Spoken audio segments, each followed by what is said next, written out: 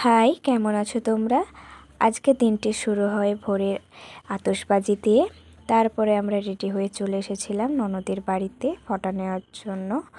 তো আমার বরের হয়ে গেছে, তারপরে আমাকে ফটা দিয়ে দিয়েছিল। তারপরে আমরা আবার চলে আসি বড় ননদের বাড়িতে, তো ফটা নিয়েছিল।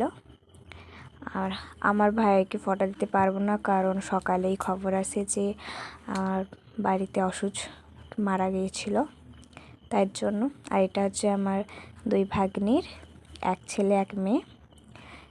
তারপরে ওদের ফটো দেখে আমাদের ছোটোবেলার কথা মনে পড়ে গিয়েছিল।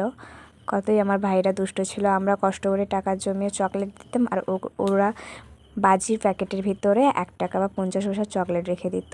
খুবই মজা হতো। এদের ভাই বোনের মজা দেখে আমরা খুবই আনন্দ করছিলাম, হাসাহাসি করছিলাম।